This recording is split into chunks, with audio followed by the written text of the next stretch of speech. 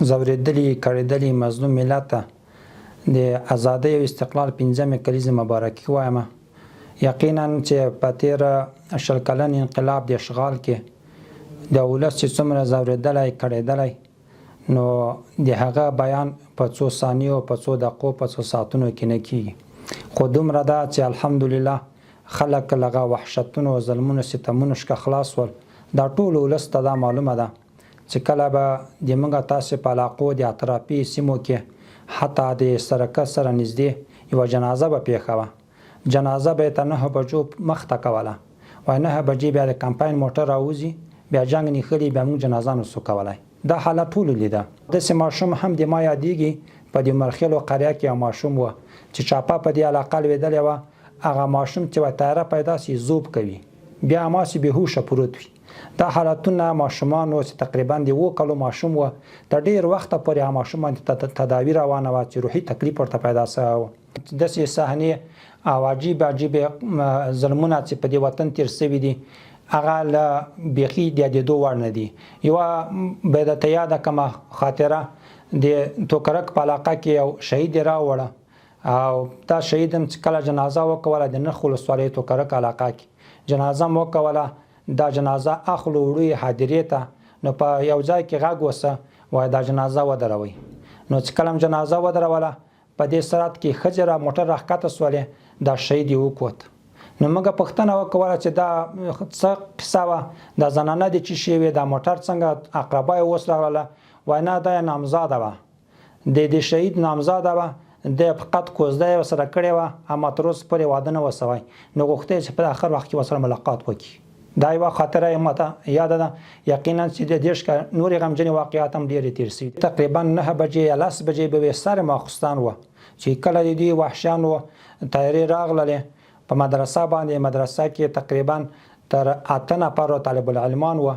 دا یې ونیوله چې په هیڅ قانون کې نسته، نه د انګریز په قانون کې سته، نه د روس په قانون کې سته، نه د چین په قانون کې سته، د هیڅ قانون کې نسته. اسلام خو لا پرېږده. دا کسان بې وسلې کسان، دا یې دیوالو سره درولي دي په یو اطاق کې، او زیاتې توپک پې ضربه کړی ده. هر قانون چې لټوي که یو مسلحه کس هم ته د اسیر بندي په حیث باندې ونیسې، ته به یوه محکمې ته وړاندې کوې، تا دپاره دا اجازه نشته چې ته خپله مړ کړي. دا غیر مسلح کسان و. دوی په نظر دغه جرم و چې امات قرآن زده کوه، فقه حنفي زده کوله، عقاید زده کوله، او عبادات زده کول. په مدرسو کې خو دا ټول ولس ته معلومات شته چې له فتح نه مخته مدرسو کې مسلح کسان نه وه. خو دوی فقط په دغه خبره باندې چې تاسې دین ولې زده کوئ، په دغه جرم باندې دا کسان په دیوالو باندې ضربه کړل او مغزه وینې په دیوالو باندې ورسریخ کړلې. دې کې شک نشته چې یقینا له اوله شکه چې راتلله خلکو ته به دا ذهنیت مفکوره ورکوله چې موږ د تاسې په دین باندې کار نه لرو، موږ د وطن ته جوړوو، موږ پراخ بنسټه حکومت ورته جوړوو. خو اما وروسته له هغه شکه ټول ولس ته عملا معلوم سوله چې د دوی دښمني له دین سره وه، د دوی دښمني له قرآن سره وه. هغه کسان چې دینداره کسان و نه غوښتله. الله تعالی د دغه د استقلال د ازادۍ په برکت سره دغه وحشتونو له هغه بې عزتیو څخه دا ولس ټول په اطمینان که. نن مو جنازې په عزت ابرو سره خوندي کېږي، نن مو ښادي خوشحالۍ په ابرو عزت سره سرته رسېږي، او خلک چې نن یو علاقې څخه بلې علاقې پورې ځي په اطمینان سره سفر کوي. الحمدلله ولسونه خو ټول خوښ دي، دې کې شک نشته. اول چې دغه نعمت چې له موږ څخه اشغالګرو اخیستی و چې ازادي ده، دغه نعمت چې له موږ څخه اخیستی و چې امنیت ده، دغه نعمت په روزګار متعال د استقلال په مناسبت باندې تیر بیرته د ولس ته ورکړ. اوس د امنیت له طرفه څخه خوندي دي، د شپې ګرځي، د ورځې ګرځي، په ازادانه توګه هر چیرې چې ځي، هر ګوټ ته چې سفر کوي، مریضان وي، دا ښه سفرونه په ښه اطمینان سره کولی شي. حتی ولسونه څه چې حیوانات، مرغان هم په اطمینان دي. داسې مرغان باور وکړئ په 20 کالو کې کډه کړې وې، اوس پس 20 کالو څخه پاتې ښکار مرغان پرته را پیدا شوي دي.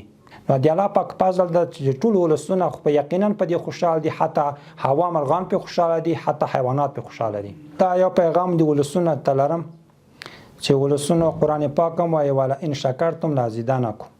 که تاسو د الله د نعمت شکر ادا کړه، الله وایي زه به در زیات کړم.